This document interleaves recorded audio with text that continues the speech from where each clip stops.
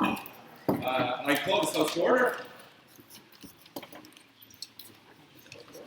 And I call upon the Record Secretary to read the minutes of the last couple of minutes.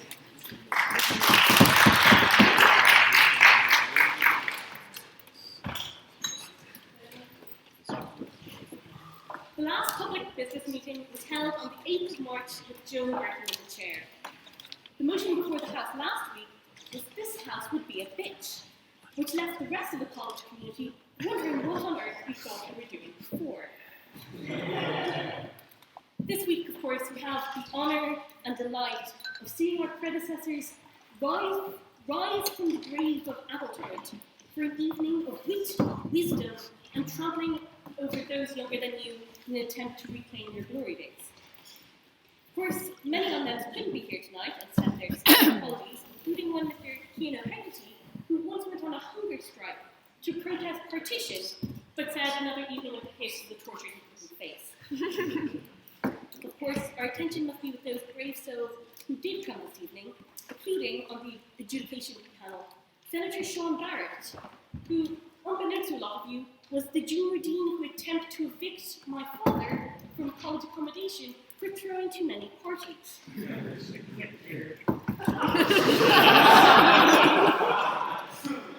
don't see this coming as a surprise to anyone who knows me.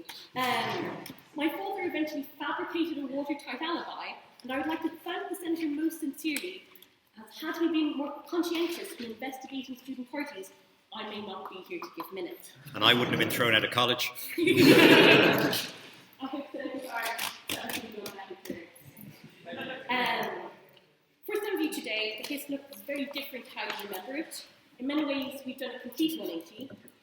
Instead of debating whether or not to admit women, we mostly debate whether or not men are still necessary. The dress code is radically different. The superhero capes that our predecessors wore have been replaced with black tie in the most loosely defined manner, and we look more like Bond than Batman. Your beloved society is in the hands of millennials, lazy, entitled brats who want to replace debates with Snapchat filters and Instagram crunches. I can assure you that things are less different than you think. We're still pretentious, have no idea what we're talking about, and still have more pints than we do POIs. But we are really glad that after all this time, you still love this weird hobby as much as we do. We're really happy that you made it what it is today, so that we can enjoy it, and we're so happy that you're willing to come back and share it with us. So there being no further business, the meeting adjourned.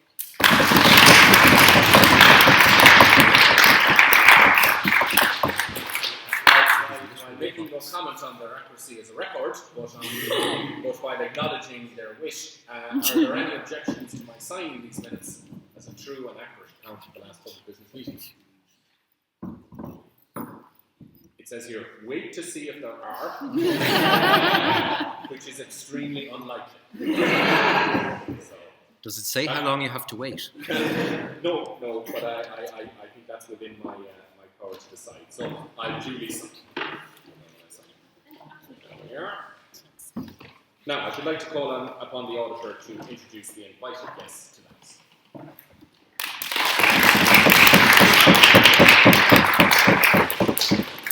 Before I actually do that, I'd first like to propose a motion nominating Sir Donald Deany to the Vice Presidency of the Society.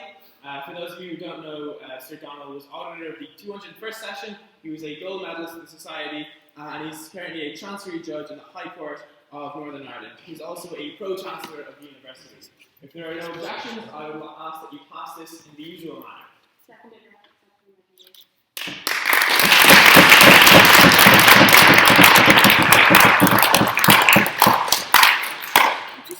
I deem Sir Donald a Vice President. Mr. Auditor, I believe the motion you moved was moved out of order, as in fact this is public business, and it's not one of the motions so privileged as to be moved within it. In fact, in the laws, it states that motions to be proposed at an ordinary meeting of the Society. It makes no mention of whether that meeting be public or private business.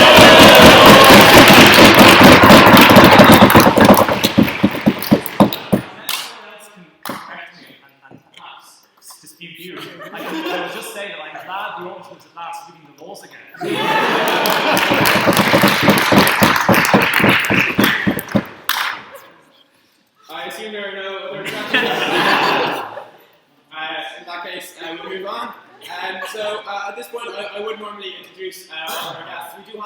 quite a number of speakers and judges here tonight. So rather than go through each of them individually, we have little bios on all the seats, and I'd encourage all of you to have a read through those and inform yourselves of the esteemed speakers and judges who have returned to the HIS this evening for this debate. Just on the format of the debate, speeches are 7 minutes in length. There'll be a bell at the first minute, at the 6th minute, and a double bell at the 7th minute, which means that you should wrap up. The middle 5 minutes of your speech are unprotected time, which means that anyone from the other side of the debate can stand up and offer you a point of information. As this is a competitive debate, we won't be accepting points of information from the floor, so I would ask that the audience, please don't offer any points of information, but we would encourage you to participate in the debate by saying hear, hear if you hear something that you like, or shame if you hear something that you dislike. Other than that, though, we have our judges at the back who will be leaving at the end of the debate to judge, and they'll be telling us during the reception who won the debate, or if they've judged quick enough, perhaps at the very end of the debate. And our winners will be taking home that lovely trophy that's at the top of the table. So I'm going to hand you back over to our chair now to start the debate.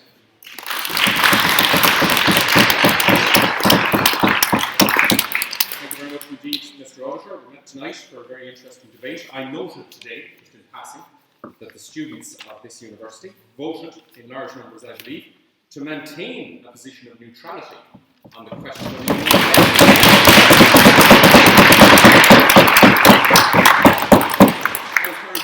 majority of 55%. I believe there was a time in the life of this university when 100% of the students were in favour of the United Ireland within the United Kingdom. Might I point out that no honorary member present was alive during those moments, for those of you who, and I point that out particularly to the individual who asked me on one occasion whether I was a member with Mary Harney.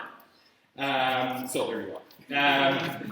It's my pleasure to start the debate this evening. The debate, as you've seen from your order paper, is that this House believes millennials were betrayed, and I should now like to call to open the debate representing, I believe, both the noughties and the 90s, is that right? No. Noughties and the 2010s. Niamh Quinn.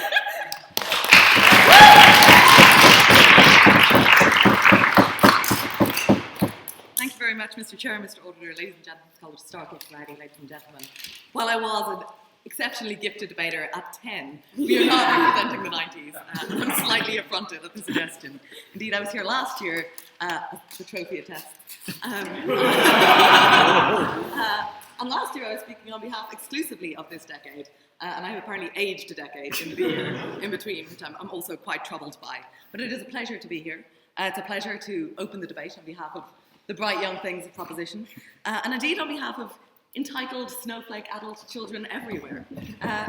Indeed, as the Irish Times will have told you, I am so constitutionally incapable of being criticised that I would request that all subsequent speeches focus on which parts of my remarks they agree with most, because anything else would damage my self-esteem, and I'd be deeply, deeply troubled by that. So, in a throwback to kind of dull competitive debating days, I think that we have 3 key questions that we need to answer on On a point of information, yes. I do agree that this is a dull throwback to competition. So the first question is that we need to establish that millennials are owed something. In order to be betrayed, you have to, have deserved something in the first place. The second thing that we need to establish is that we are in fact worse off than the preceding generation. That will be a brief section of the speech. And then the final thing is that we have to establish that preceding generations, particularly the baby boomers, had the capacity to do something else and that they didn't. So on the first, in a break with my boring competitive debating traditions, I'm going to just make a sweeping normative statement and say that it is a fundamental principle of our society, for as long as we can recall, that you're here to serve others, to try and leave things a bit better than you found them, to try and leave your children better off than you were. That's something that has fueled human progress for generations upon generations. The point at which it came under its most sustained attack was shortly before the birth of the generation that we call the Millennials in the 1980s. Particularly, it came under attack from the likes of Margaret Thatcher and Ronald Reagan. And in the present times, it's difficult to know what kind of madness is going to ensue tomorrow in the political world, let alone to assess how history will judge our politics and our times. But I think that history will look incredibly unkindly upon Mrs. Thatcher's assertion that there is no such thing as society. I think that a huge number of the ills that we see in the world today are going to be linked back to that belief that the self is what matters, that you don't owe something to the society around you, that you don't owe something to the society that will continue to exist after you're gone. So this isn't about what millennials specifically were entitled to. This is about the fact that every one of us has a duty to try to leave things better off than they were. Sure. So what matters is that you leave the most behind for your children. Should we stop everybody from doing every degree except law and medicine so that they earn as much money as possible for their children? Well, it's very clever, isn't it?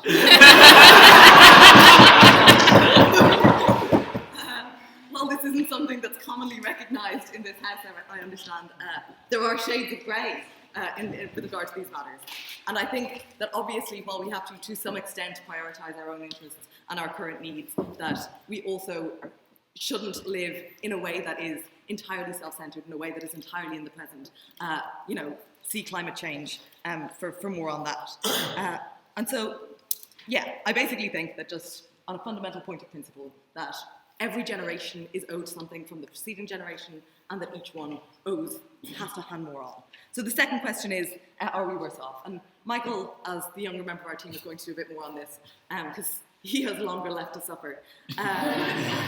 But, economically, this is a moot point. For the first time since the 1930s, our generation is worse off than the three generations that immediately preceded it. Our wages are stagnating, our jobs are increasingly insecure, and thank you, and our incomes will never recover from the crash of 2008. Whereas in the early 90s, a starter home cost about double the average salary. It now costs 5 times the average salary. And home ownership isn't everything, but it's pretty galling to be told that we don't work hard enough, or that we're entitled by a generation of people who just sat in their houses while they became more valuable around them. Those people acquired capital at reasonable prices, and then that capital acquired massively increasing amounts of value, and they didn't work for that at all. We do the same amount of work, we don't get the same returns, and until that's redistributed, I think that we're pretty entitled to feel betrayed. No, thank you. Not after that first one, dude. This was better. It might have even been funny. And then politically, we're seeing at the moment that same generation is now voting to protect its own wealth. It's not mostly voting against young people, it's voting against immigrants right now. We look at things like the vote for Brexit, and what we see is a generation that has voted against the interests of its own children because they're so keen to cling to some kind of stagnant view of what currently exists, to take back control of something undetermined. In Ireland and across Europe, we've seen austerity policies, the entire purpose of which has been to safeguard the wealth and power of those who already hold it. And while the poor, the marginalised across society have suffered, within all of those groups, the young have suffered much. Go on. A substantial number of the cuts that are made to healthcare. Healthcare is most required by the elderly, the very people you were accusing you of betraying, or you were accusing of betraying you. Well, I think actually that if we're going to, I didn't bring my spreadsheet with me, but the cuts to healthcare as it affects the elderly, the cuts to pensions actually haven't been as severe. But also, that healthcare is being bankrolled by our generation. Whether it's going to be there at all or not by the time we reach that age remains to be seen. So the final thing that we need to establish, I think, is whether they could have changed it, whether something could have been better. And, for this, I think I've been thinking recently about 1989, which was the year I was born. And that was a moment of kind of extraordinary hope and opportunity, not exclusively because of my birth. But, in that year, there was this string of revolutions across Eastern Europe. There was the fall of the Berlin Wall. And we were at the beginning of a decade of almost unprecedented prosperity, peace, stability, as it seemed. That was a massive opportunity to create something different, to create something better. We didn't see that take place. We now know that the economic growth that we saw in that time was malignant. We know that the peace that we had at that time was false. And we emerged into adulthood after a supposedly stable and peaceful period into crisis after crisis after crisis. This wasn't necessary, and it's happening anyway, and so I do believe we've been betrayed.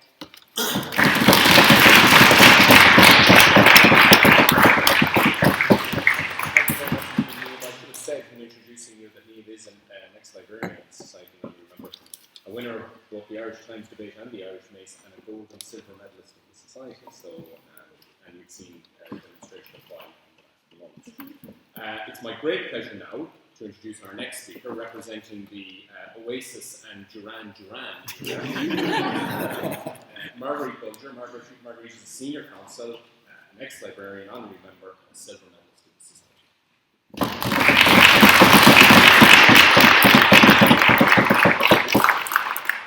Mr. Chairman, Mr. Auditor, ladies and gentlemen of the College Historical Society.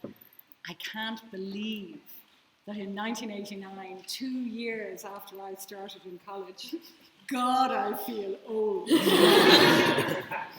Can I just say, it really is such a pleasure to come back here. To my mortification, it's actually my first time to come back in spite of a number of invitations that for various reasons I wasn't in a position to accept. So it really is a great pleasure.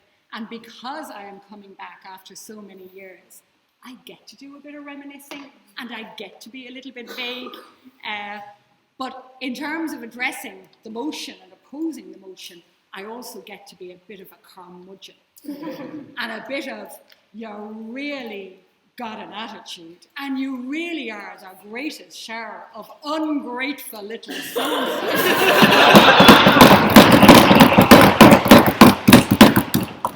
And Ms. Nguyen suggests that the purpose of each generation is to give back and to make life better for our children. The purpose of each generation is to complain about how the generation that came after us are a crowd of complaining so-and-so. So, for example, a quote that might speak to my friend: "The children now love luxury. They show disrespect for elders and love chatter in place of exercise. Children are tyrants, not servants of households. They no longer rise when their elders enter the room. They contradict their parents, chatter before company, gobble up dainties at the table, cross their legs, and tyrannize over their teachers." Socrates. It has always been the way that one will complain about the generation that comes after you. It is as old as history that we accuse the next generation of being utterly ungrateful. But that is not to say that we have betrayed that generation. What we have done is we have worked extremely hard to create, believe it or not, a better society. And that is not about simply buying a house. There are more important things than having the money to buy a house. There are things like fundamental human rights. And I want to just share with you this evening some of the experiences that I had in college in an attempt to show you just how our generation have brought about real change, and change that many of you here this evening will take for granted, and you should take for granted. Are you sure you can remember them? Just about. And what I'm talking about is, in our days of student activism, we had the marches on the Dáil. We went from the Dáil, got over the railings, were hauled down to Pearse Street, threatened, of course, the great threat at that time was the guards, was that you wouldn't get your J1 visa.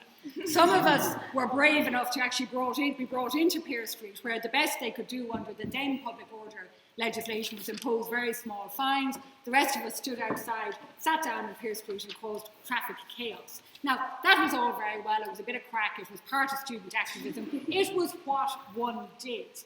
But the other thing that was going on within these walls, which was very real, was the provision of abortion information.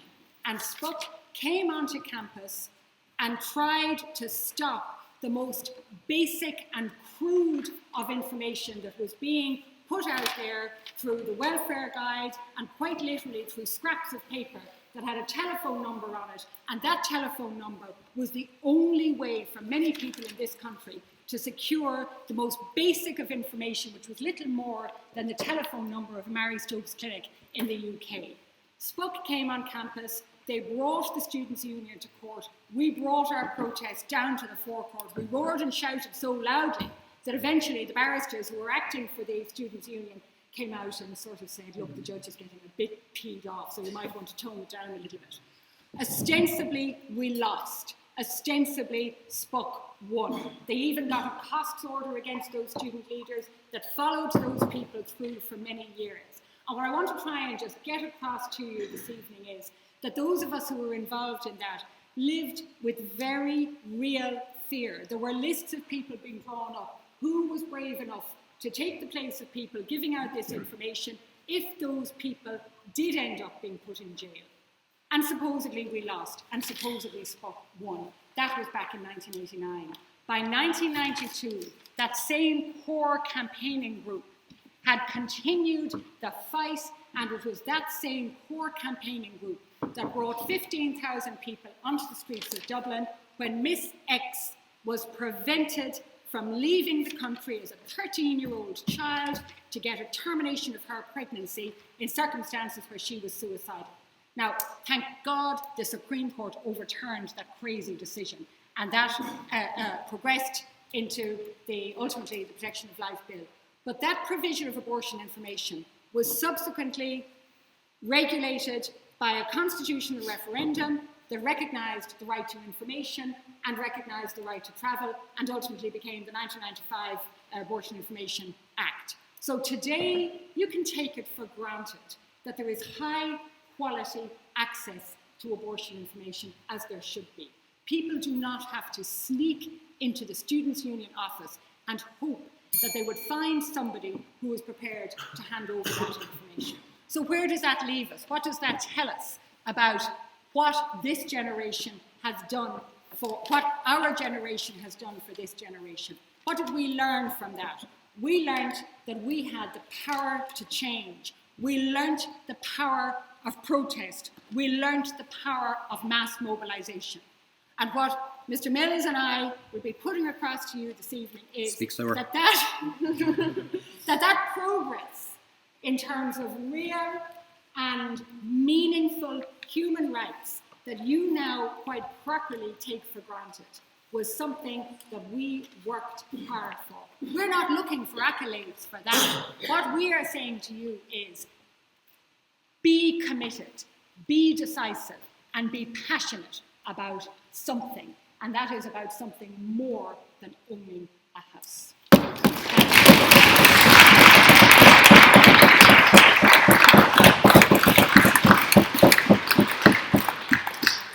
Thank you, Marguerite, and I think I speak for the whole house when I say don't be this family again, please. And it's my pleasure now to continue the charge for the noughties and the tens. Michael Coleman. Michael is an ex-auditor, the ex-auditor of the 245th session, which frightens me to read out loud. He is a finalist of the European University Debating Championships and a quarter-finalist of the World University Debating Championship. Michael, whenever you're ready.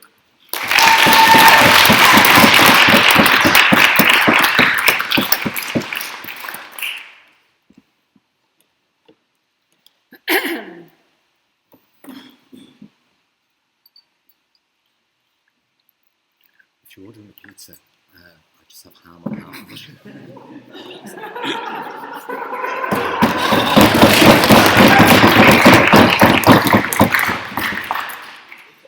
You just have to count to 7. Look, I get it. I stand here with my ludicrously shiny bow tie. I am a stereotypical armchair college socialist who gives out about things despite not knowing how good they really have it. But I still think you guys have betrayed us, and honestly, we should have expected more. Niamh gave you some burdens that needed to be met in this debate. And I think it's important to note that whilst what the last speech talked about was true to some degree, like of course the previous generations have done some things to make it better, we would contend that ultimately they haven't done enough, right? Like obviously every generation to some degree has some contributions, but there are a particular set of harms that the last generation has done to us that I think are really abhorrent, and for that reason I think we can regard ourselves as being betrayed. And so again, in sort of like old style competitive debating stuff, I have 3 points in this speech. Oh God! So firstly, as I've kind of rather bombastically titled, how did baby boomers crush the world? Secondly, how did baby boomers destroy idealism? And thirdly, how dare they blame us? So, on the first thing here, it is important to note, as New tells you, that this is the first generation since before World War II where where we can expect to earn less than what our parents earned, where we can expect to have a lower quality of life than what our parents had. Right? And there are reasons why that is true. The people who participated in the crash that brought this economy and many other economies to their knees were from the previous generation, right? And it's important to note, right, that this wasn't just some sort of like accidental fluke. It happened purely because of a pursuit of greed, of people from that generation. Because because of bankers taking too many risks in order to earn as much money as possible, right? Because of all of these things, because they did not have proper regard for what would happen in the future. That is a really important thing. But then secondly, this having happened, this was a generation that primarily enforced things like austerity and cuts to healthcare, cuts to education, cuts across the board that affect young people, cuts, that like manifest themselves in the context of things like people being under the age of 25. I'll take you in a second. People under the age of 25 having less welfare than other people. That's especially important. Like obviously, healthcare is a thing that primarily affects people in old age. I'll take her in a second. Promises. But I can take you later too. Obviously, healthcare does affect people who are older more so, but it's important to recognise that the kinds of cuts to healthcare that have happened have affected younger people more. That oftentimes the older people who can afford healthcare, even in the context of cuts to it. So, like to pick an example that comes to mind, the fact that like in this country and in the UK that there's a refusal to fund PrEP medication for people who have HIV, because that is seen as like a waste of resources. That's the kind of thing that has happened as a result. Sure, Rory, go. Look, Michael, yeah. Because of these neoliberal economists and so on, you can go to Tesco, and this is true. You can get a pizza for less than €1. Are you really telling me that your quality of life is going down?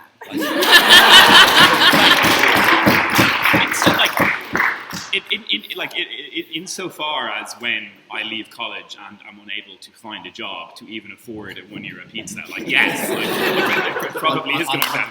Yeah, sure, no. Well, look, if you do get that pizza, I still only want half.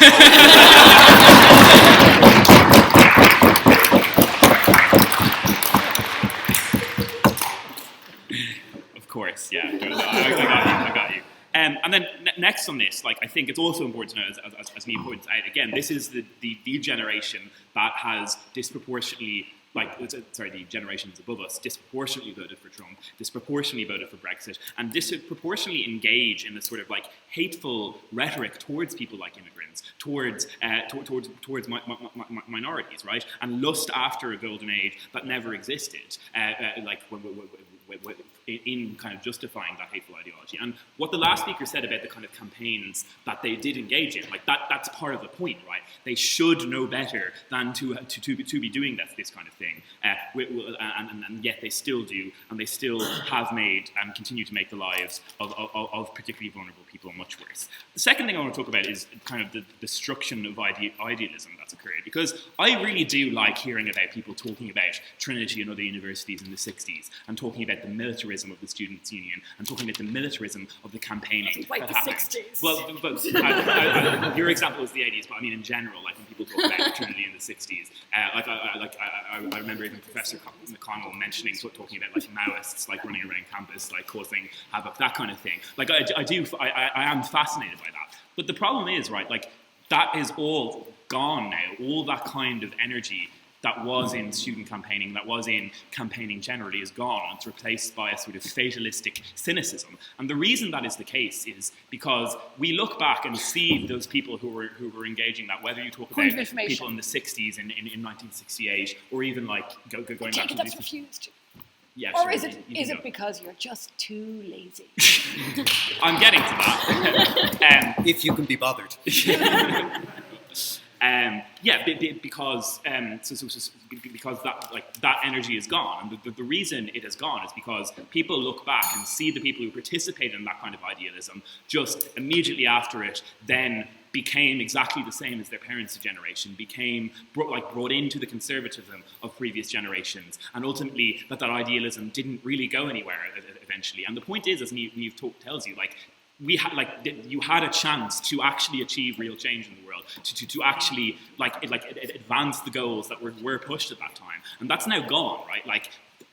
Any kind of student activism or activism generally is infected by that kind of cynicism. I think that's one of the worst things. And then finally, I just really resent the fact that whenever our generation does try to do things and does try to move forward, we just get talked down to so patronizingly. We get told that we just want to live in our safe spaces, that we're snowflakes, and despite a complete failure to actually understand the battles that our generation are engaging in. Of course they are different things, but but they are things that are related to the battles that your generation fought. They're just new battles that have emerged, such as the fight for things like trans rights, such as the fight against the austerity that is affecting us now. And I just really, really resent that happens to us. So in summary, we have been betrayed. Thank you.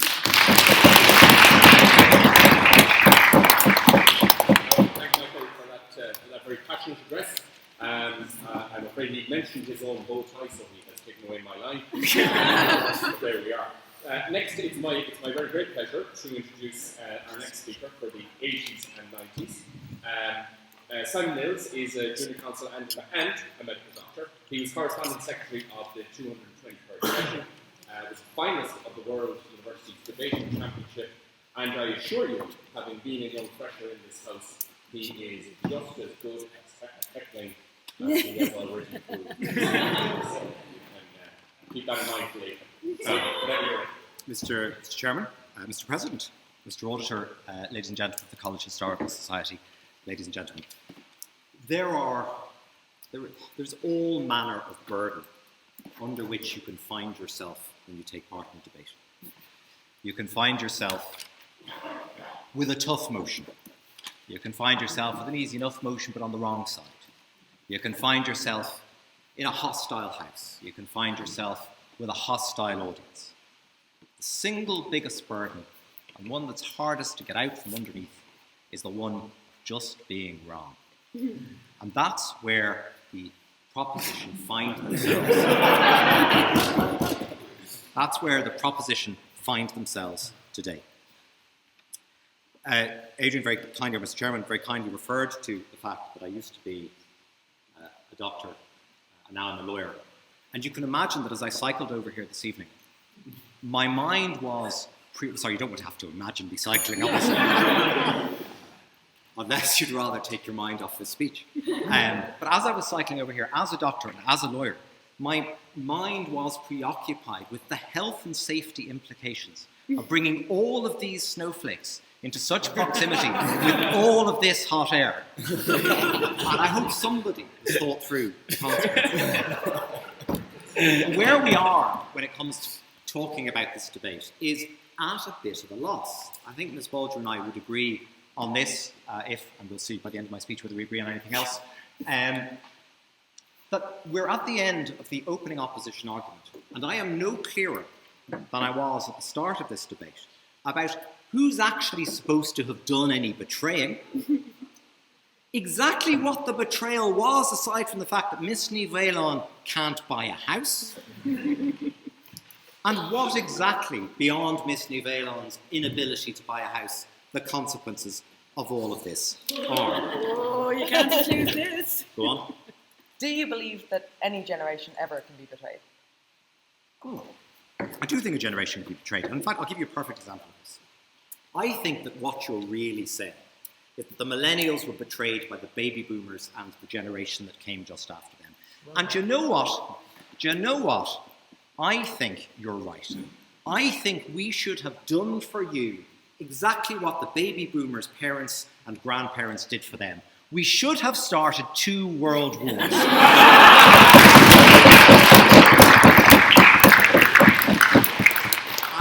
And what were we, excuse me YouTube, what were we fucking thinking? There we were, sending you to school, campaigning for free fees so you could go to university and mouth specious platitudes for 7 minutes. There we were. And instead, we should have invaded Poland. Now,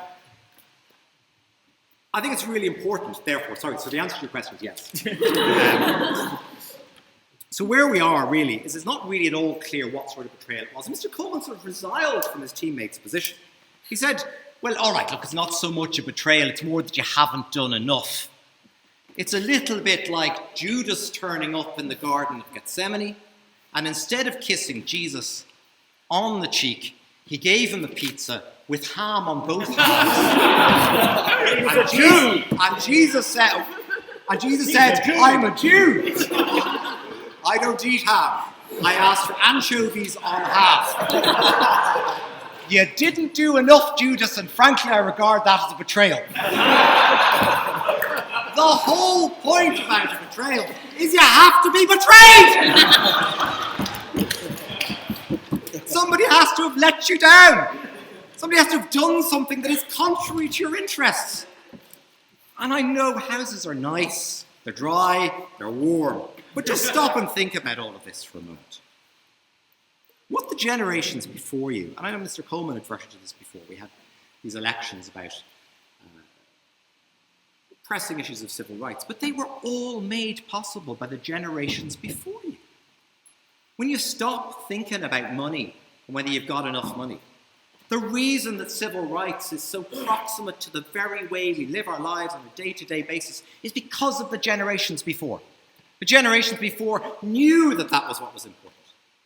And Marguerite gives examples from the 80s, but there's perfect examples from the 70s.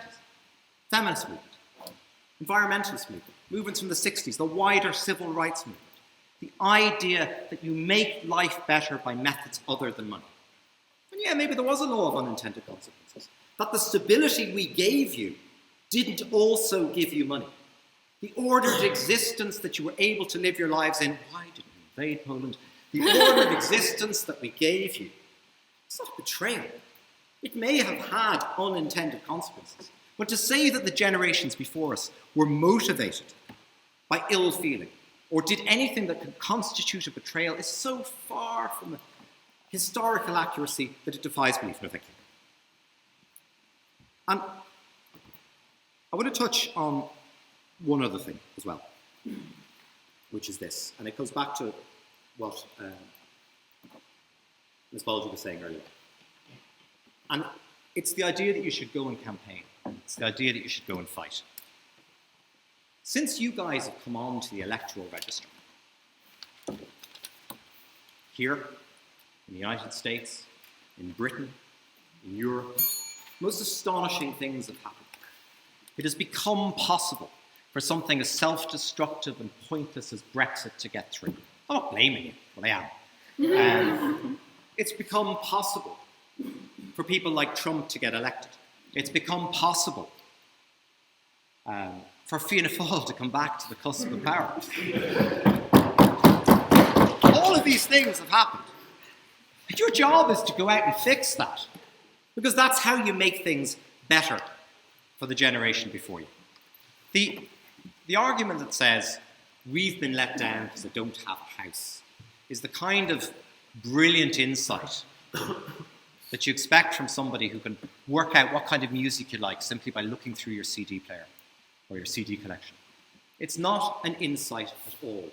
It's a statement that articulates the self-interest that we are critical of, we are rightly critical of. And it does not address the issue that the plaintiff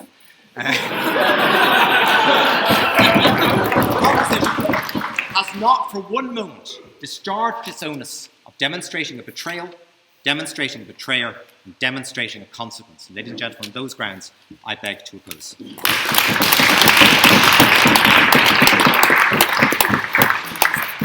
Simon, thank you very much indeed. As you can all see, that the heckles are hot and the wish is dry. Thank you very much indeed for that, Simon. So that concludes the first half of the debate, and it means, in fact, that the period from 1980 to 2017 is now concluded. It's concerning for me, since that's about 95% of my existence. Your current students, well, I'm working on the assumption that they are 2017 on. So that's then. It's my great pleasure now to begin the team who are the 70s and back. And it's a very great pleasure to introduce the next speaker, who is Neville Keary. Neville is a writer and a former senator. He was a senior member of the committee at the 190th session, a winner of the Irish Times debate, and a gold and silver medalist of the Society. And those of you who were lucky enough to be here last year and heard him speak then will be pleased for him speaking again today. So Neville, whenever you're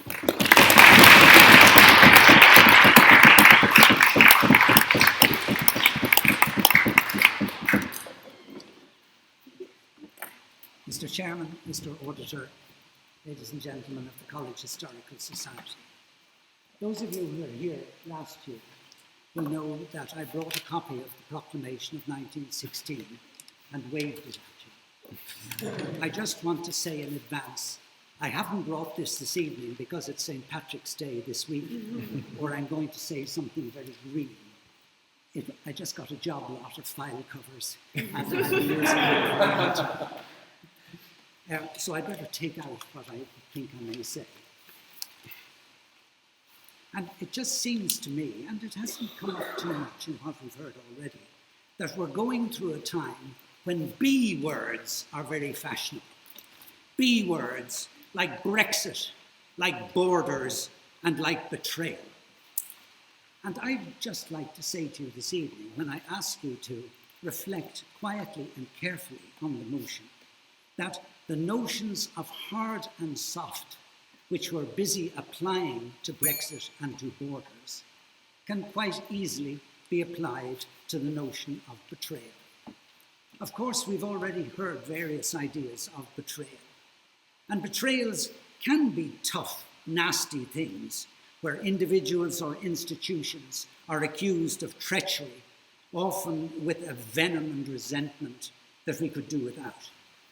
I'm not asking the House, to vote that it believes millennials were betrayed. I'm not asking for this hard approach, where some may feel they are part of a generation, and we've heard from them, getting a raw deal, and many of whom accept the word of analysts that they are facing a more difficult, uncertain, and impoverished future than ever been the case. I don't like to criticise people speaking on my side of the House. But Feel free. But I would just like to say that I don't believe everything analysts say and predict. And who knows what the housing market will be in a few years. Notoriously, the housing market and other things are economic cycles that go up and down. And if you're trying to push your finger into a particular point of it, you may not be right, and we may all be misled. So I will be arguing that this House should accept a belief that, of course, it's likely that millennials have been let down, but they've been let down by things like a lack of imagination, short-termism, and a failure to recognise economic, social, and environmental trends. Would you like to sit on this side? If you have patience with me, you may even have time for your pizza at the end. So I argue that there is a sense in which people like myself may perhaps be properly accused of having been let people down, but it's not a harsh betrayal, it's not a deliberate act. It's something which, as we've been told, has been true of virtually every generation since the time of Socrates. Almost everybody feels hard done by when they're at a certain age. Though, of course, when Socrates said that, he said it in the late 5th century. It was a time in Athens of massive social and cultural collapse. Right. And what does that mean? It means that he was correct when he said that about the youth of his day, because the youth of his day brought down the greatest superpower of the ancient world at that time. I'm trying to understand your youth of today. I'm about to tell you about my youth in my time. And when I graduated from this college in 1957, the only job I could get was as a trainee journalist in the north of England. And of course I felt that Ireland perhaps should and could have been able to avail of my talents at home, and that not enough had been done to make my independent Ireland a better and more prosperous society, able to face up to the historic drain of immigration. But that sense of betrayal, in the soft sense, had the merit of creating in my mind a motivation to try to get back home and help towards making Ireland a better place. I hope that both sides of this House, I know that's difficult, that both sides of this House will accept today that Ireland is a much better place than it was in 1957. Yes. At stages during my career, I could even come to believe that Ireland was becoming a more just and prosperous society in a more peaceful Europe, and a Europe that would contribute to a better world. And I thought that would go on, and that was what one was involved in, if one was involved in politics or public life. We're debating this motion tonight because of a wide understanding that such notions of progress may no longer be viable, and not viable through any specific person's fault or any particular institution's fault. Not viable because we know enough now to understand that there may not be material and financial resources to realize the aspirations of the world's population. That's a fact.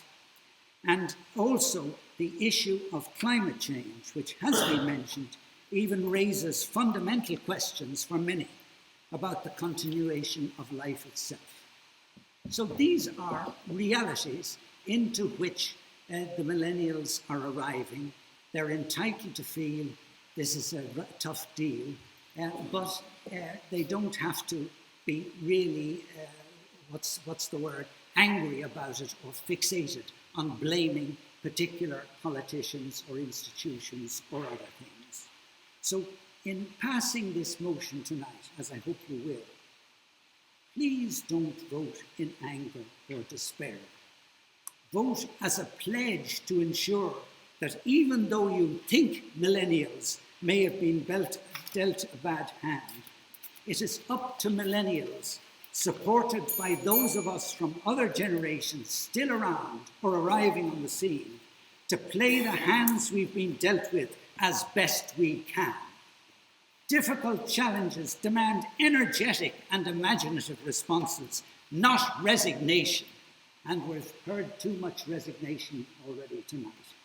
Let us carry the idea of betrayal, let us not carry the idea of betrayal as a grudge. Let us keep it as a constant reminder that things can be done better. Thank you.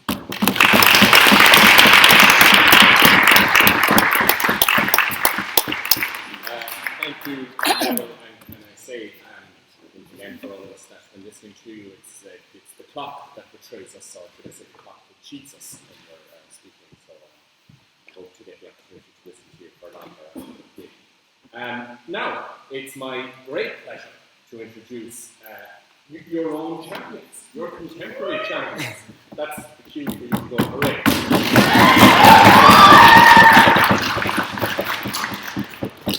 So with that in mind, representing the current students, the current members, I should say, of the society, it is my great pleasure to introduce, to oppose the motion, Lorna Staines. Lorna is a final year psychology student.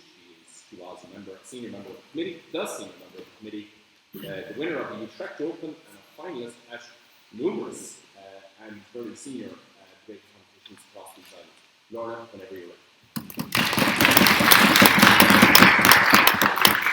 Not to take away from Lorna's speech, but just before she begins, I'd just like to say that we'll be having floor speeches after the debate, but these will be short speeches, about 4 minutes in length. We particularly welcome any honorary members in the audience who would like to give a short speech on the topic to hand them in forward. So if you write down on a piece of paper your name and the side of the debate that you would like to speak on, and then hand that up to myself before the end of the debate, and then we'll be picking people out at the end of the debate to give their speeches. Thank you.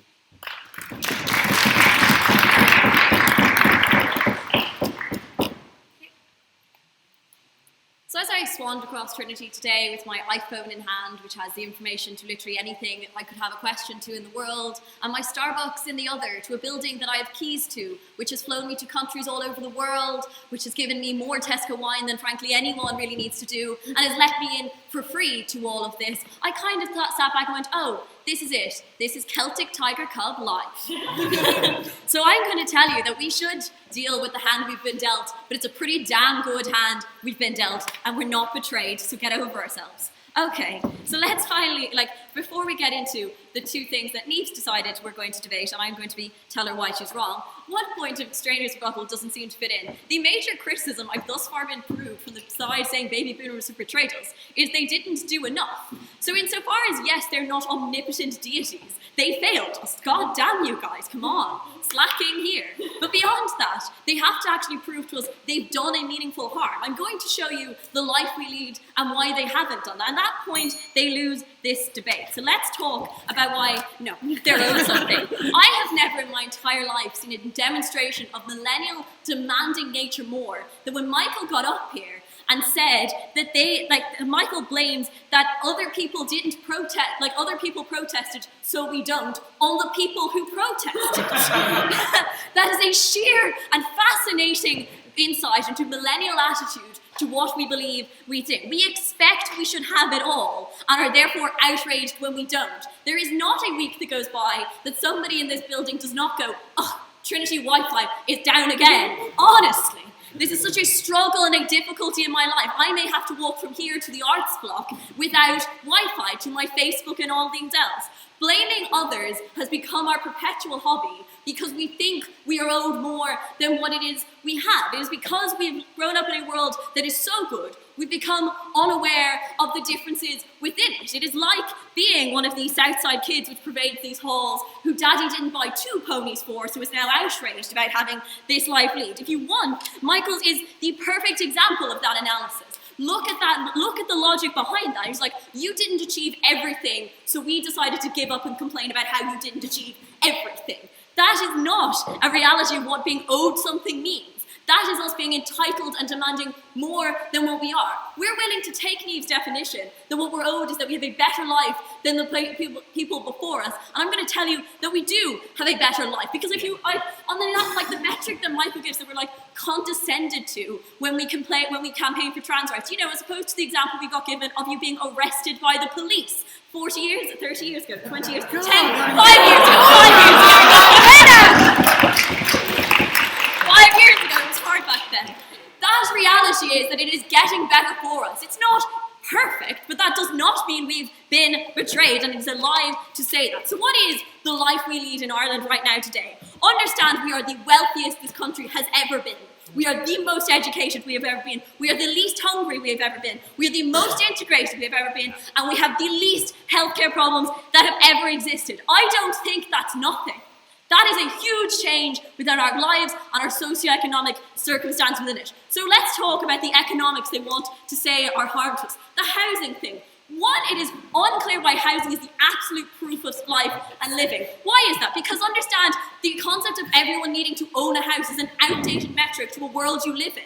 We travel more, we move further, we change jobs faster. The concept that everyone must own a house and a piece of land to be in that world is an outdated metric for how we should do it. So the idea that you all need this to happen is not a truth in and of itself. The idea that this is therefore how we should tell we're having it really hard is we all can't afford houses. You have to prove why that's the most important thing. I can test it's not. Secondly, the wages. So they go like, oh, we might have slightly less wages than, you know, our parents did. One noted as stagnated at an incredibly high amount, but the compromise in the trade of that is that other facilities that provided for you have also gone way higher. So for example, your healthcare, your education, the dole, the unemployed, everything in your society that is being funded by the baby boomers, by decisions they made about taxes, all of them also exists within our life. The notion that your wages are slightly capping because now we've gotten to a really high point. Toughen up, kids. Okay. Yeah, you're getting paid a tenner an hour.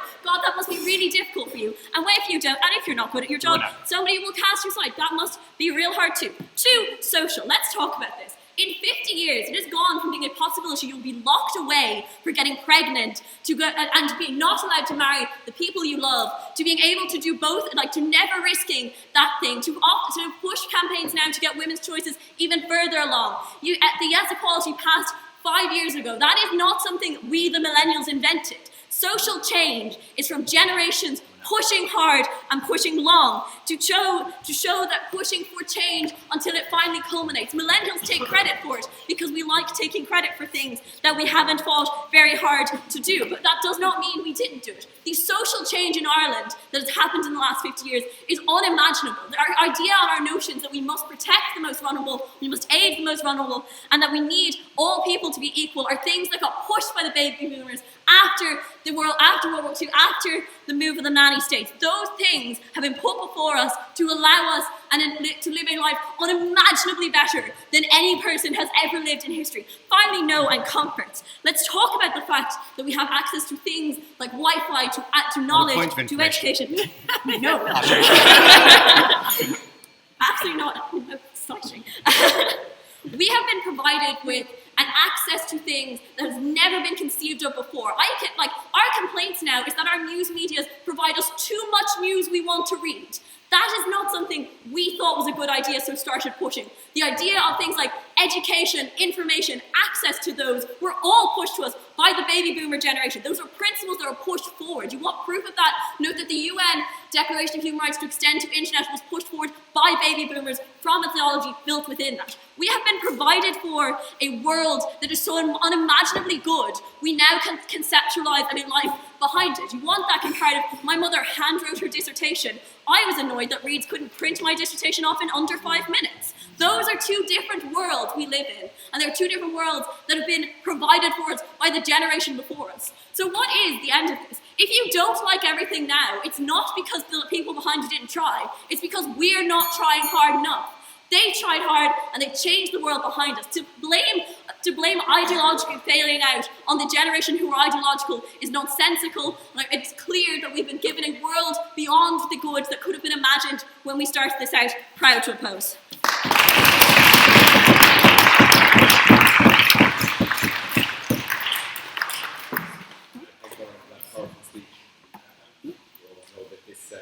This room is so well suited to a powerful address.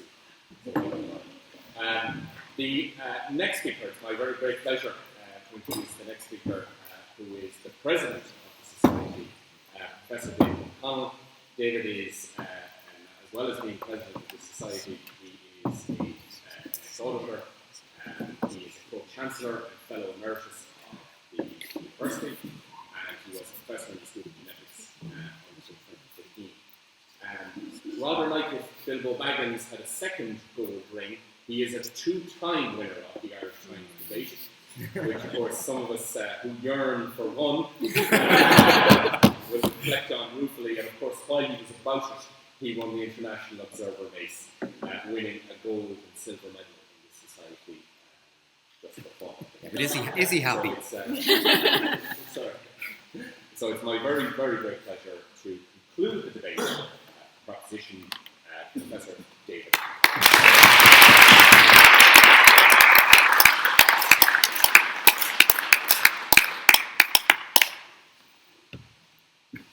Mr. Chairman, Mr. Auditor, ladies and gentlemen of the College Historical Society, ladies and gentlemen, I'm delighted, I must say, to have been asked to present this case. But the House believes that the millennials have been betrayed, because I'm one of the people who is prepared to admit that I have betrayed you. I don't mind, by the way, if our side of the motion wins or not, because what I'm going to try and do is talk about something which I don't know whether it's going to work.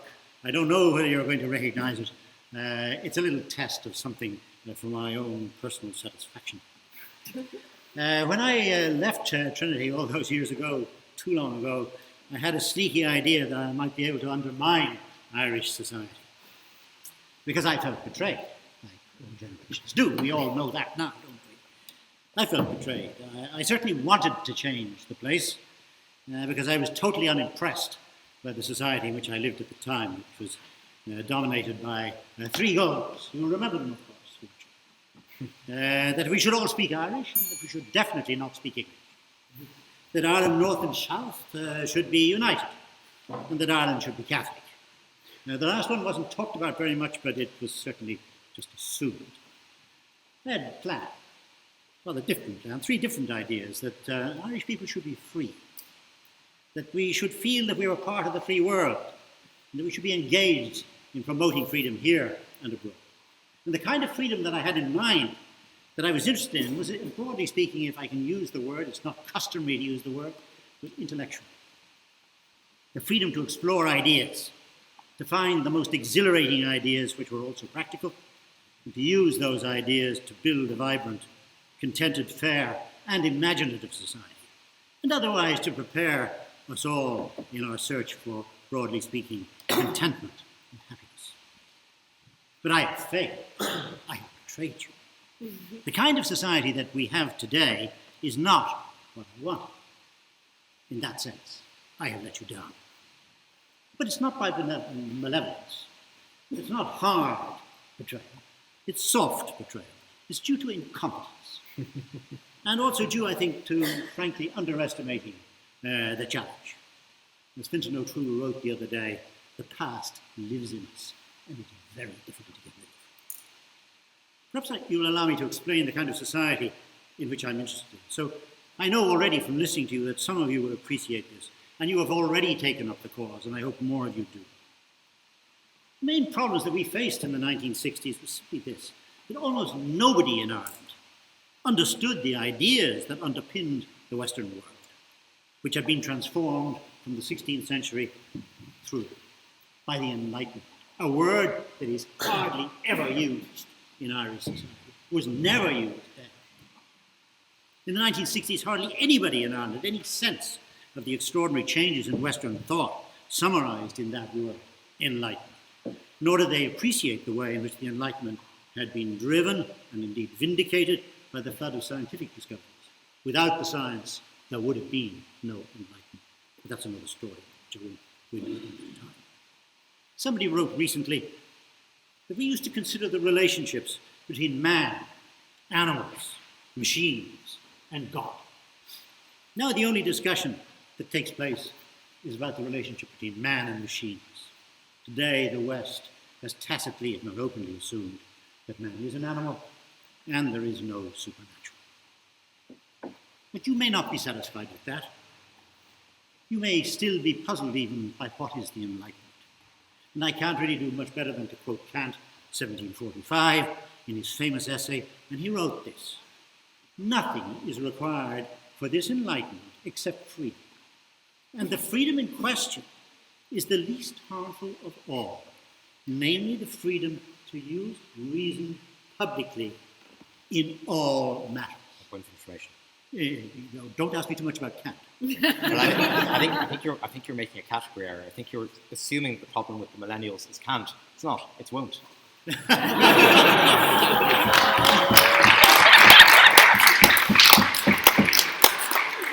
As is your want.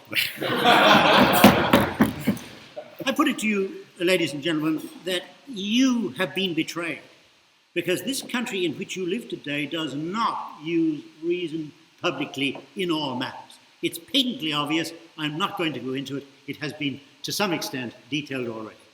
But just think of the collapse of our economy. Think of water charges. My goodness, what reason is there in that discussion? Think of direct provision, a sad example where reason has been totally and utterly neglected. And think of our total failure to understand the Northern Protestants. How many of us have even tried? And yet now, today, they're jumping on the bandwagon again. We're going to have a united Ireland. United people? whom we have not the slightest understanding and have never had the slightest interest in. Please do not think that I feel that nothing has been achieved since independence. This has been amply demonstrated by Mr. Keary and others. But we have failed in this one great respect to educate most people in the principal ideas that underpin Western civilization, the ideas of the Enlightened, indeed the idea of enlightenment. We have not provided enough of the millennial generation with the kind of education that will allow the great majority of you, of them, to come to terms with the challenges of modern society, and some have been outlined tonight, including the great challenges, for example, of population growth and of the environment. And we have not educated people in a way that gives them a profound understanding, a profoundly sufficient understanding of science, so that they can understand our extraordinary natural worth. How is it today that people in Ireland can face up to the great questions of life? What is life? What is birth? What is death? What is the purpose of life? How are our contemporaries, your contemporaries, how are they going to answer these questions if they have never actually been introduced to the great development of ideas starting with the Enlightenment? So I apologize to you on behalf of the previous generations that we have not succeeded, in my view, in establishing an enlightened society in our country, and that it is a society in which our citizens have the chance and the confidence to feel free in the sense that I imagine. As Miles Legopoline said, we've taken away your God. You may remember we've given you 2 St. Patrick's, but that's hardly enough. We have betrayed you, and I urge you to support the motion. Thank you.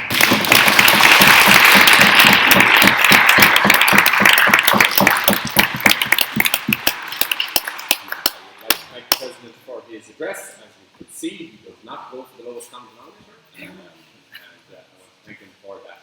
Now, it's my great pleasure to introduce to you the final speaker from your team, and to conclude the competitive debate for the opposition. I'd like, in introducing Rory O'Sullivan, I would point out that his point of information earlier makes a lot of sense when you hear that he is a second-year English and ancient Greek. There are still ancient Greek students in this university, which is good news. He's a winner, despite being a senior freshman, only a senior freshman, he's a winner of the Galway Open and the national debates. Always good to see the natural order of affairs in a national debating competition. Which I'm sure he'll come to. It's my great pleasure to introduce Rory and start from the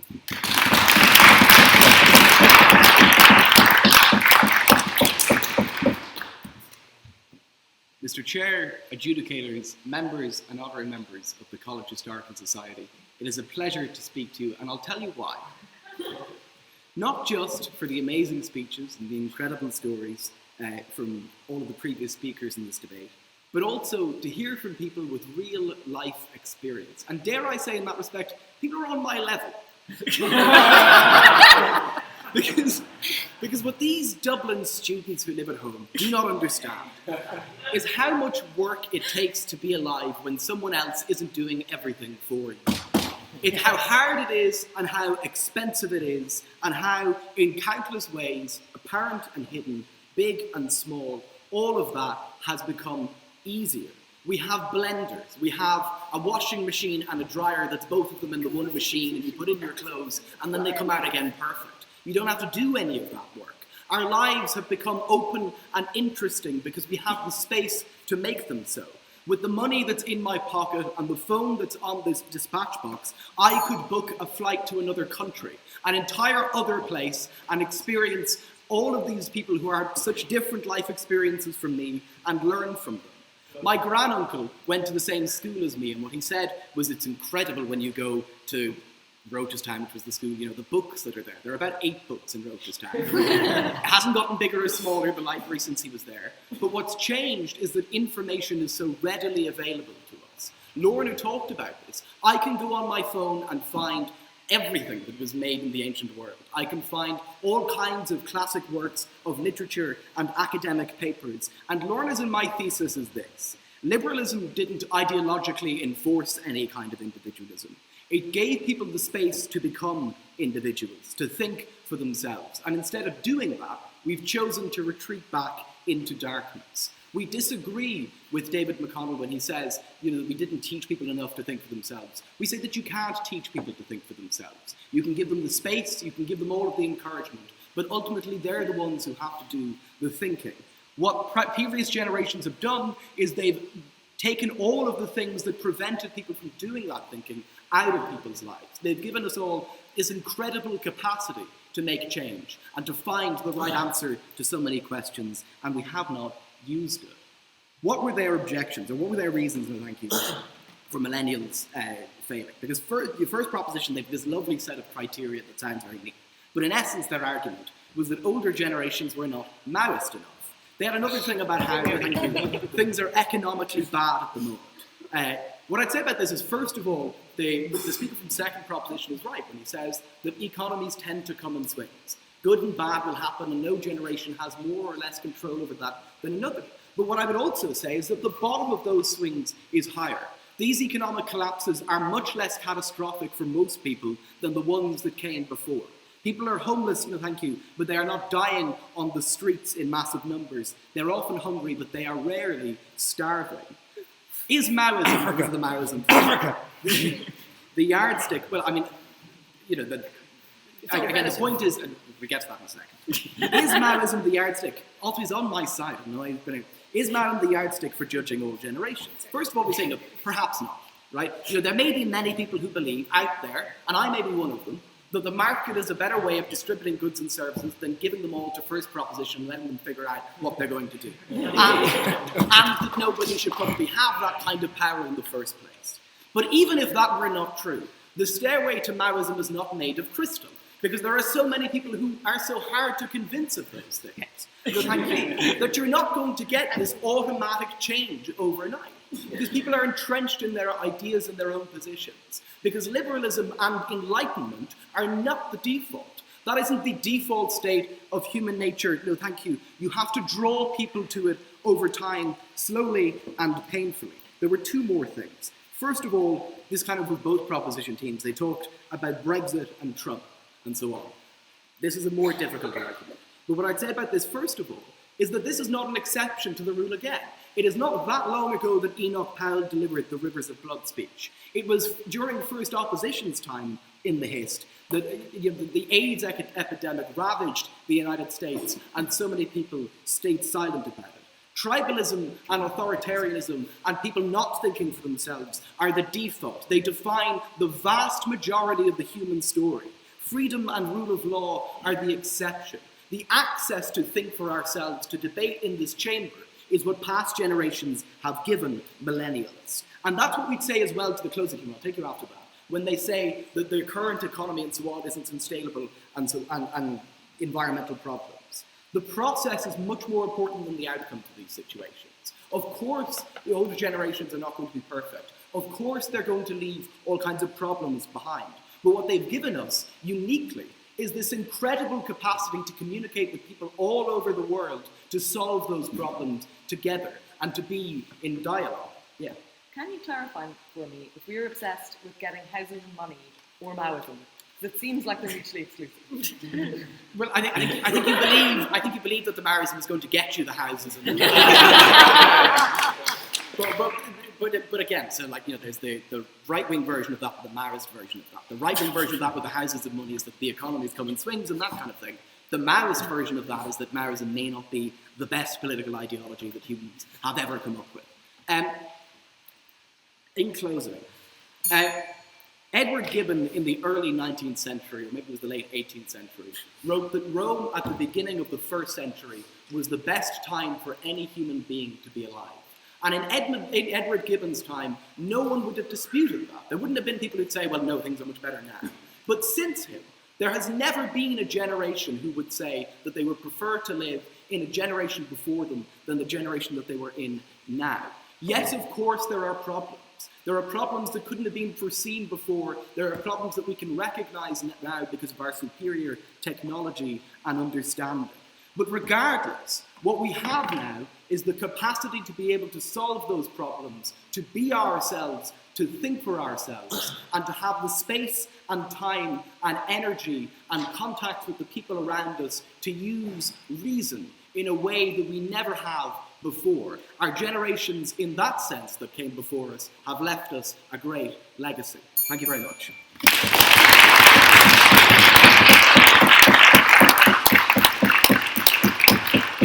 Thank you very much indeed. Rory, I should have said by way of introduction that Rory, senior freshman, is also a semi-finalist in the Irish debate, and I have a suspicion that he's not finished yet. Now, that concludes the penetrative debate. So while the teams are biting their fingernails and pausing, I would invite the panel to the bar. And whereupon I will cede a little bit of my duty and ask the auditor to assist me in calling the next sequence of speakers based on those who have put themselves forward to contribute. 4 minutes now this time, guys, and it will be strictly enforced. Yeah, but before I announce the two floor speakers this evening, I'd just like to ask if anyone else would like to put their name forward. We didn't hear any of our members in the audience who might like one or two. And probably some representatives. Yeah, well, in that case, Thomas, you're up now. So we welcome Thomas Kinsella on the proposition.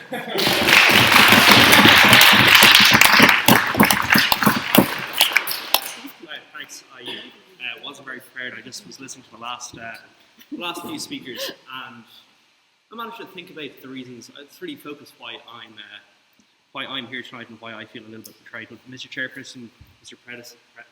President, Mr. Auditor, ladies and gentlemen of the Conference Start Society, ladies and gentlemen, it's a pleasure to be back. So why do I feel a little bit betrayed? Because the opposition really let me down tonight. I think that second opposition really summed it up quite nicely. They say that the economy comes in swings and roundabouts, and nobody really has that much of an opportunity to decide when it's up and when it's down. I'm kind of inclined to agree. Where I'm inclined to disagree is that we do have an opportunity then to decide who bears the burden. And I think the reason I feel betrayed and the reason millennials should feel betrayed is that the people that have borne the burden of this, very much, I think the baby boomers forced the millennials to bear the burden. If you look at it, in fairness, you work the same job as me. You earn more money. You get the same taxes. You get the same income as me. I pay more tax. We make the same pension contributions. You earn more in your pension. We're both unemployed. I get less when I'm unemployed. False news. That's not false news at all. I'll take it outside. If I'm unemployed for 6 months, I go to JobBridge. I'm told I have to work for 9 months unemployed so I can get upskilled. But that's not even it as well. There's also plenty of other things that they voted for. You know, we say, hey, let's see what we can do. We can cut taxes. We cut taxes, but somebody earning $35,000 has the exact same marginal tax rate in Ireland as somebody earning $1 million. Fantastic. That was a real brave choice for the baby boomers. Yeah, really, really great. You know, we decided to bail out the banks instead of bailing out other people, possibly like homeowners. That was a really brave choice made by the baby boomers. I think that if you look at the decisions that could have been made, the decisions where we had to decide who would actually bear the burden, I think on every opportunity that baby boomers had an opportunity to decide, they said, we'll look after our own interests. We'll make sure that teachers who are in their own jobs now, teachers who've been there for 10 years, working literally teaching the exact same classes, they'll get paid more than a new teacher coming in. Bus drivers, Lewis drivers, they'll get paid more than new drivers coming in. I do definitely agree. I think that your generation has done a huge amount for us, and you've given us benefits that we've obviously we're very thankful for. I just think that when you were asked to make the sacrifices, you prepared yourselves a little bit more than you prepared us, and I appreciate that. I'd probably do the same, except I'd like to think that when I get there, I won't. So, ladies and gentlemen, I move to propose.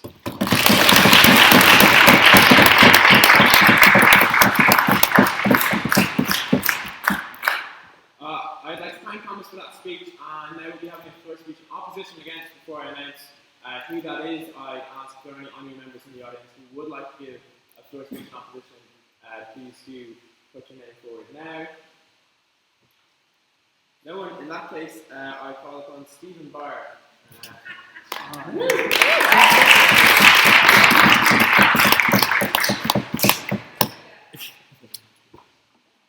Not that old.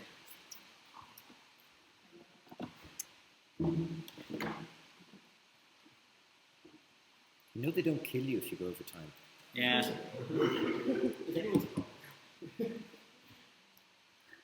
Mr. Chair, Mr. President, Mr. Auditor, ladies and gentlemen, College Historical Society, ladies and gentlemen. Unlike most people here, I'm British. What my ancestors did for me was quite different from what yours probably did for you. So, my ancestors, for example, dodged bullets from the Germans multiple times. Because let's face it, we can't trust the Irish to stand up to the Germans.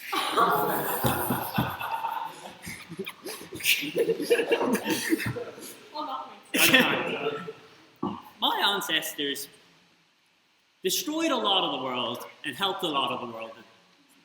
Quite controversial. But what I want to say is, right, the fact is we shouldn't even depend on our ancestors or anyone to ever provide for us. But even then, I think what we talk about when we say the millennials were betrayed is quite Western-centric, quite middle-class and upper-class centric. Because I don't care that Michael, with his philosophy degree, can't find a job in the philosophy factory to buy a nice house in South Dublin, right? When my parents were my age, their choices were A, you work in a coal mine, B, join the army, or C, hope that that contract you have from Rotherham United really pays off. For my dad, option C didn't work. But what I mean is by that, I was born in a working class family, and I end up here, right? I had interviews at Cambridge, unfortunately that didn't go well for me, but I managed to progress so much more than anyone else in previous generations could from my wealth class or my wealth bracket, right? I think that's true of people of different sexualities, different genders, different races across the world, because we see more diverse universities than we ever have before.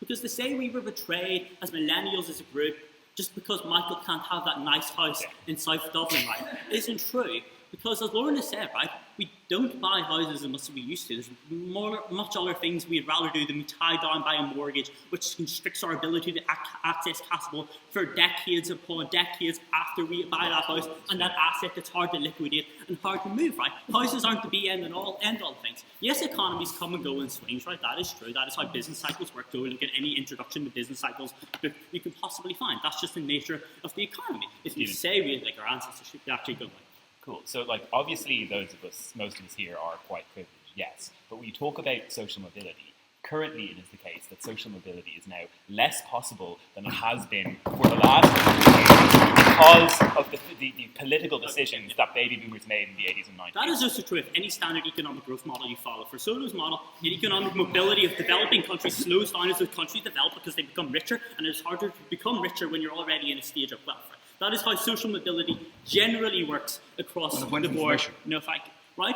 If you're going to say, oh, well, like, social mobility is work, I don't know why I care about, like, everyone in this room more than I care about the fact that the generations before us have led to economic conditions that have poverty within the last 20 years. The people that live in the worst sort of poverty across the world now live in half of those people lived in that sort of position, not they do now, than they did 20 years ago. I think that is a massive swing for millennials across the world, not just the ones we care about in our backyard because they can't afford houses and D4. That's the type of thing.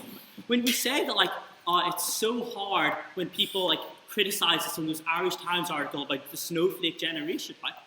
Like, I'm fine with that instead of, like, having polio, right? I think that's a better condition to be in, right?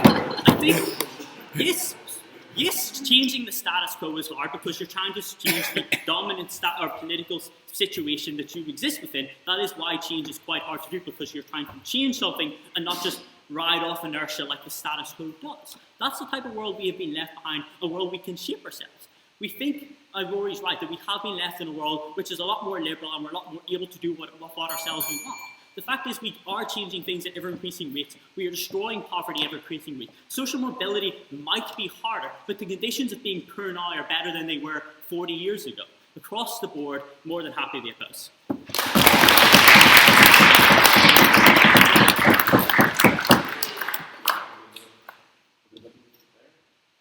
And do we have another speaker? Yeah. Okay. So to propose. Dermot Davern, the current senior member of the committee.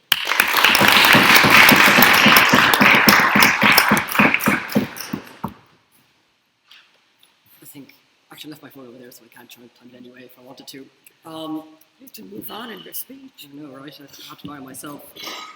Many of you would probably be very surprised to see me standing up here giving a speech of all things. As many of the current members will know, I am entirely adverse to public speaking in nearly all its forms. In fact, I had to be bullied into doing most of the debates. Just ask Catherine.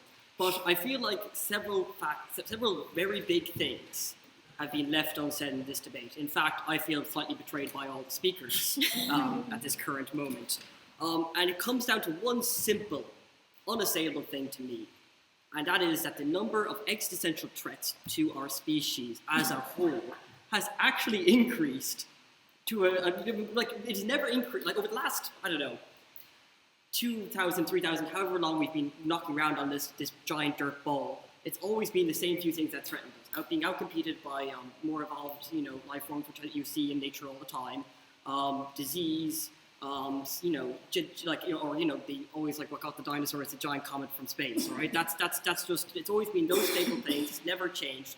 But for the first time ever in the history of the planet, we now have new things that can essentially cut our species down, like global warming, mutually assured nuclear destruction, and the fundamental lack of resources, because we're using this, no, we're not right now. I need to get into the swing of it because I'm not really good at this and I need to get my confidence up. So, maybe in a minute. These things didn't exist before the last 100 years. Okay, these were things that just would never have happened. And all of a sudden, they now exist and we're left with the burden of fixing it. There is a common fact that gets thrown out in Engineering 101 every year to the new students that come in, and it's quite simply that the phone in your pocket, that we all have, a smartphone, right? In order for everybody on this planet to have one, we would need 3 extra Earths worth of resources. That's just unsustainable, and yet that's the rate at which we're using the resources up on this planet. And not only are we using those resources up at such a prodigious rate, but we're also failing to plan for the future. Funding for critical things like NASA and renewable energy sources just isn't happening. I mean, I know you all laugh right now and you go, oh, here's Dermot going on about the rockets and how we're going to colonize all the other, planets out there. But what you fail to see is that eventually this is going to be a necessity, because it's a simple scientific principle. We only have so much stuff and we're running out of stuff. And if we want to make new things for new people, we're going to need to go to new places and new planets. And this is not something that you can do in 10 years. It's not something you can do in 20 years. It's something that probably takes hundreds of years. And that's why, when we're using the resources up on this planet at such a prodigious rate, we need to start as early as possible. So when you look at things like the fact that the previous generation managed to get to the moon and then promptly forgot. Seriously, that's a fact. They got to the moon, they can no longer make those rockets because they did not codify the information. Can I still take you, actually? Because, Dermot, if engineering is so important, why did you switch up out of engineering to sociology? Because I'm lazy. I'm very lazy, and that was a very tough course. But all I'm saying is, regardless of what side you sit on, you can't say that 100 years ago, or you can't even say that 60 years ago, we had the threat of global annihilation by nuclear warfare, we had the threat of the human species dying out thanks to global warming, or that we would simply be left with a barren husk of a world with nothing at all. Even the basic stuff that you need for stuff like, sustainable fusion, like helium and hydrogen, are already being put in balloons when we already have such a scarce amount of it inside our atmosphere.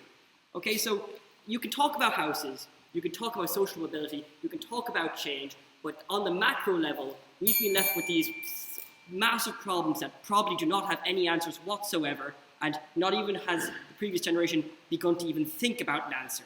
So that's all I really wanted to say. Thank you for hearing me ramble.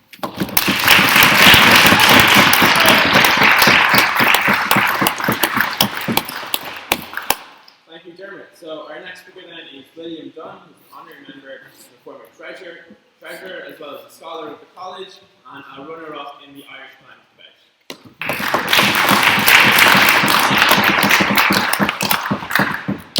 Mr. Chairman, Mr. Auditor, Mr. President, ladies and gentlemen of the College Historical Society, ladies and gentlemen, I think perhaps we were betrayed.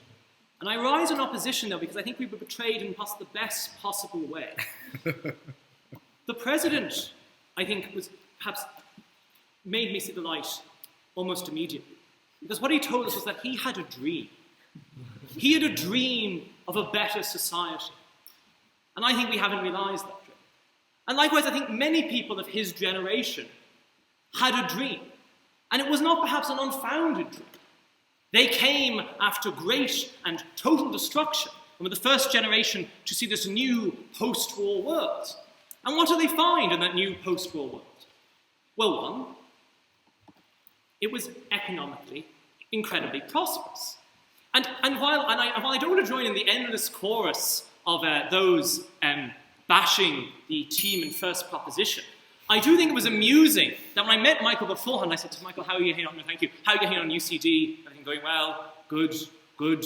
And then he mentioned to me that he was doing a course on Piketty and capital in the 21st century. I then felt it odd that he would then make a speech which ignored one of the insights of that book, which is coming straight after a war means you're in a pretty good position. And also coming at a point in which the times of the Enlightenment never seemed so needed, those ideas and those things never seemed so reachable, in which you had 2 decades of immense social and egalitarian reform. That and all the good times as well, that unique moment perhaps in human history seemed like something you could only wish and pass on to your children.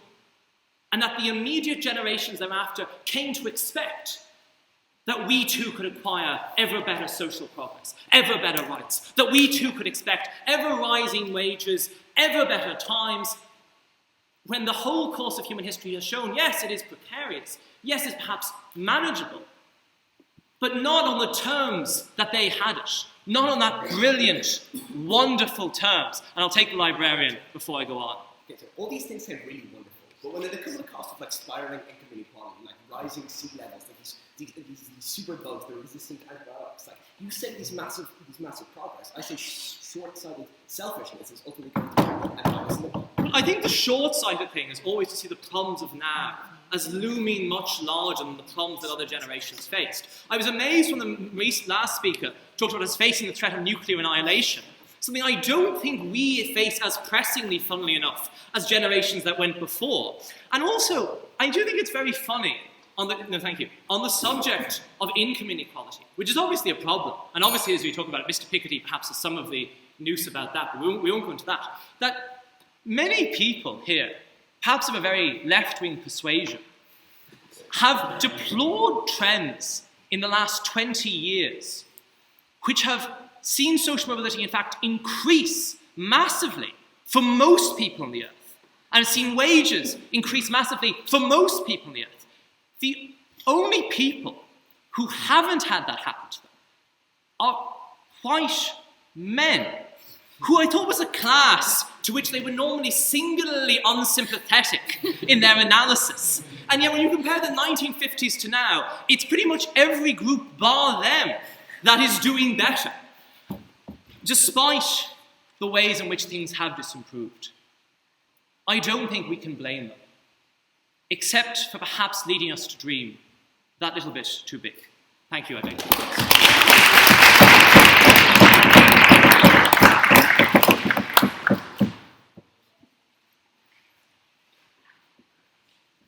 I'd like to thank Bill for that speech and indeed all our speakers in this debate.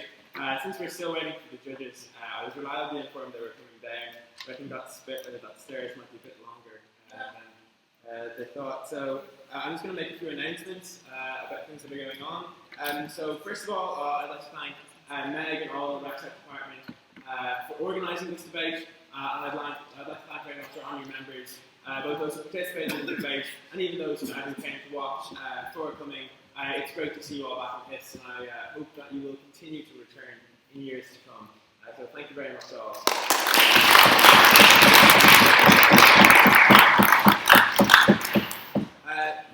Oh, well, the judges are here. I'm just going to continue making the announcements since I started anyway, and I like to send my own voice. So just our debate next week is the final of the Honorary's debating competition. It's a competition named after Mary Honorary, our first female auditor, as many of you will know, and it's a competition for female and non-binary speakers.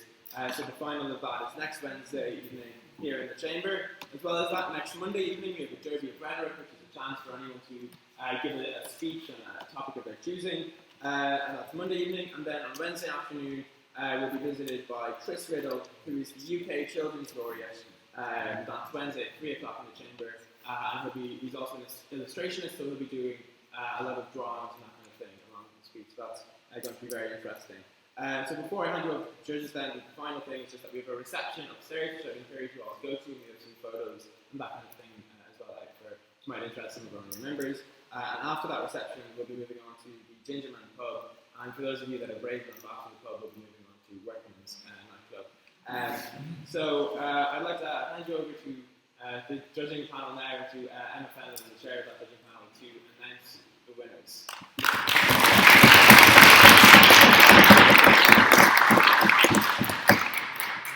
Ladies and gentlemen of the Honourable Historical Society, ladies and gentlemen, it has been a very long time since I have had to get them out of my system.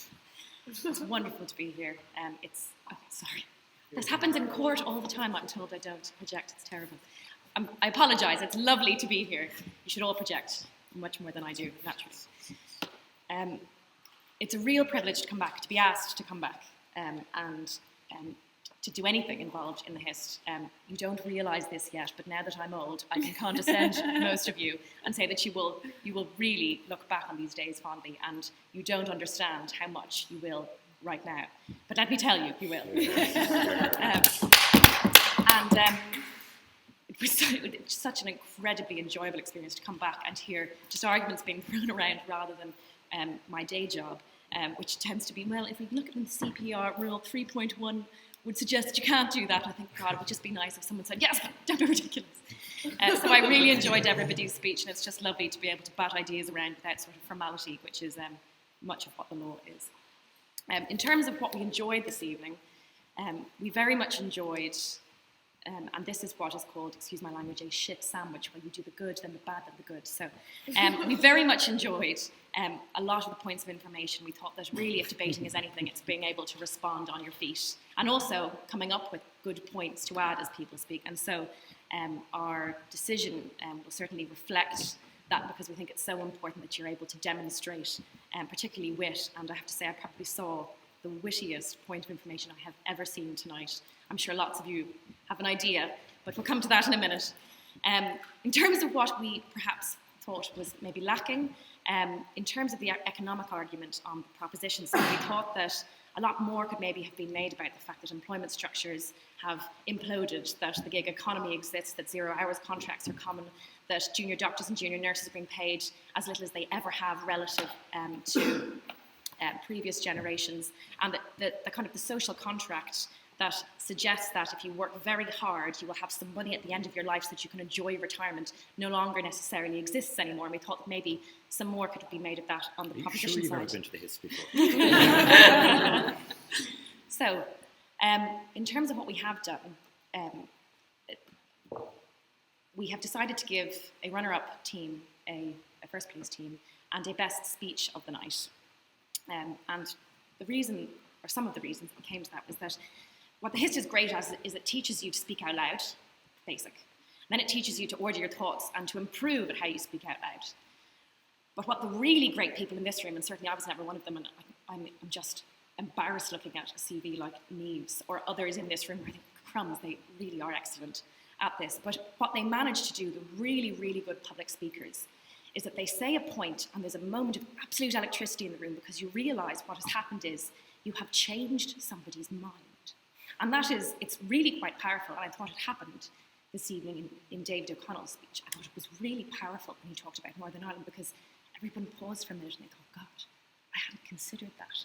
And that's powerful. And so it gives you an idea of where we're going to arrive tonight. So in terms of runner-up, we award that to first opposition, In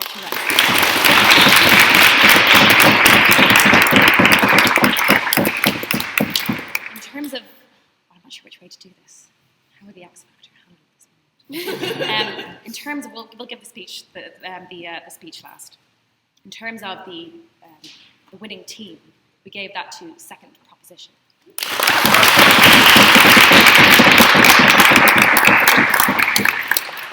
And in terms of the best speech of the night, which we really thought, given, and this gives you an idea, who he followed, a truly terrifying prospect. We thought that Rory was absolutely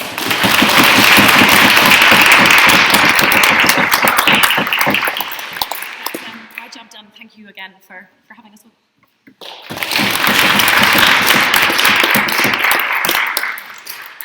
Well, thank you very much indeed, and thank you to all of the adjudicators. I want to thank all of them, but it would be remiss of me if I didn't pick out in particular Sean Barrett. For those of you of my generation or anything near it, Sean has been a long-standing friend of this society, and oftentimes when we didn't have many other friends, Sean was a faithful one. And for many students in this university, particularly those who suffered adversity, Sean was always a great champion, and he was a great friend of the society, so I was particularly delighted.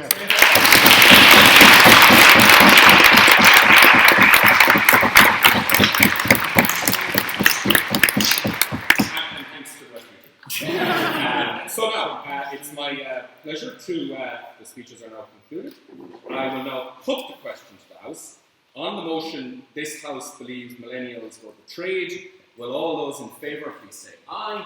Aye. And will all those against say nay? Nay. I think we have a division. And the hands go up please for the ayes.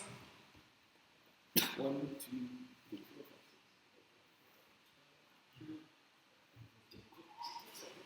5, 6. Okay, and will we... The nays please.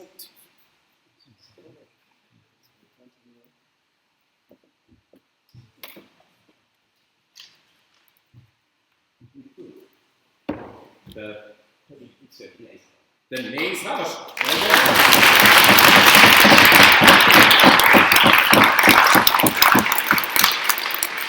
Okay, so the last bit is for me. Here's my page, 2 pages of instructions, and it says, Chair's address. You are now free to address the House on the matters raised in the debate. I may have done that a little as I was going along, but I hope just in general praise the speeches if you're having.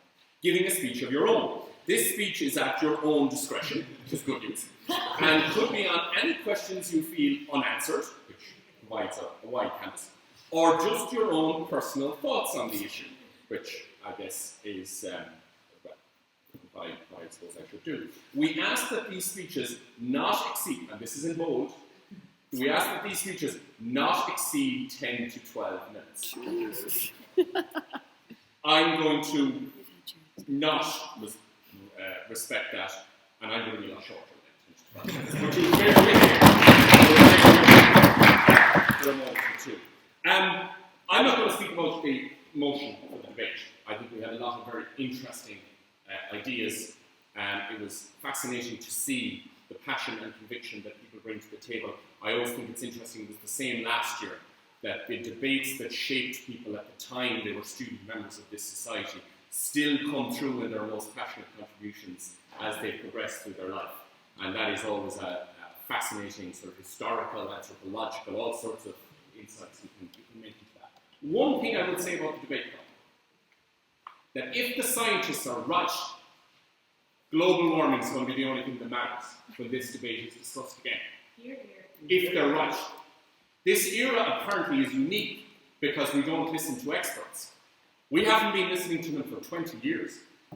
And if they're right, this is the only debate that's going to matter. Here ended the lesson. But that, I think, is an important thought, I think. A couple of other things I just wanted to mention. The fact that the competition is named after Mary Harney for female speakers is, I think, a wonderful thing. First female auditor of this society in 1977. 8 years into the point where the society took the great leap forward, as they considered it at the time, to actually allow women to become members of this society. And what was encouraging tonight, and I think what has been encouraging for a number of years now in the society, is that the female speakers of the society now are not betraying that legacy for sure. The quality of the speakers who are coming through, the consistency. If you look at the wins of the Irish Times, actually, for a number of years, I'm glad to say I was present the night the HIS won all 3 prizes, all 3 of them female speakers of the society, that is continuing through, and that is more examples of that tonight, and that was wonderful and very good to see. I had an announcement, not an announcement, but I had a thing to draw to the attention of both the members and the honorary members, which is, this society was founded in 1770. As you know, 2020 is not that long away. The 250th anniversary of the foundation of the society is coming fast at us. And a number of people, support of the current committee, the current auditor, are looking about how we might commemorate and celebrate that event appropriately. The theme for that, a working theme that we're working on at the moment, is oratory, knowledge and reason in the service of democracy. And don't we need some of that at the moment? So over the next while, you will be hearing more about that. We want people to get involved in that process and to contribute towards it so that we can mark that occasion as appropriately as it deserves. Because what is this society about? And it's been very eloquently described by speakers and by the chair of the Education Panel. This is about tooling people to engage in debates and being able to contribute towards the development of our society in a constructive and a positive manner. And boy, don't we need some of that right now. Because these tools should be considered slightly, perhaps, anew in the light of recent events. They are in many ways the defence against the dark arts. And yes, the opponents of reason and democracy are similar to the people you train when you take the defence against the dark arts class. That's what's coming over the horizon. So the level of robustness and ability to take on argument and fight back for the positions that you believe are learned here. The passion that still comes from people 10, 15, 20, or 4 years ago are the things that this next generation will need, whether they believe they have been betrayed or not, because there certainly are some people out there who are not, shall we say, in favour of oratory, knowledge, or reason, and certainly not in defence of democracy. I can say that now at the end, because the motion has been put. So it's quite a partial observation.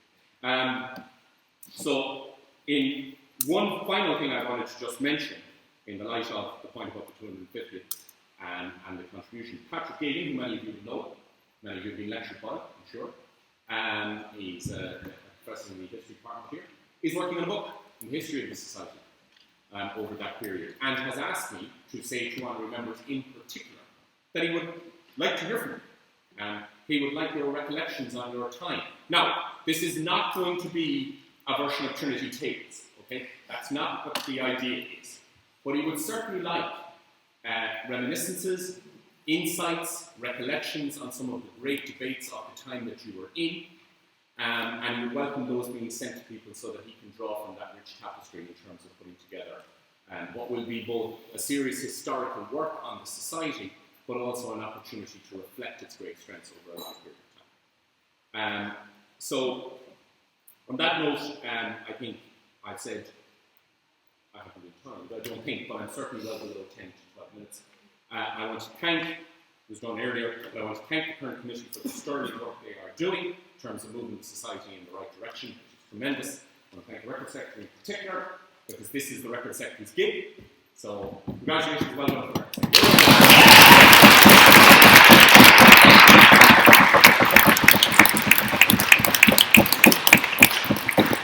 And because you've got this business now where you know there's essentially no Trinity term anymore, you're getting towards the end of your session. So I think, because I've known him for a long time now and recognise his great service and a lot of the great work that he's done, you'll get your opportunity again, but I want to pay tribute to the current auditor.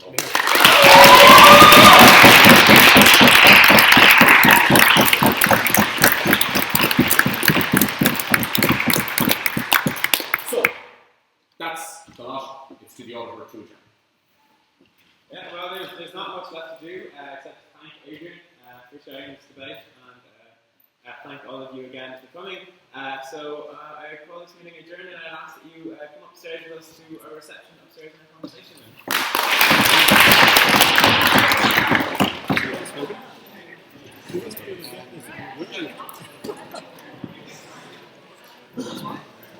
I don't know what happened last year. Morning. Congratulations. Well done. Likewise.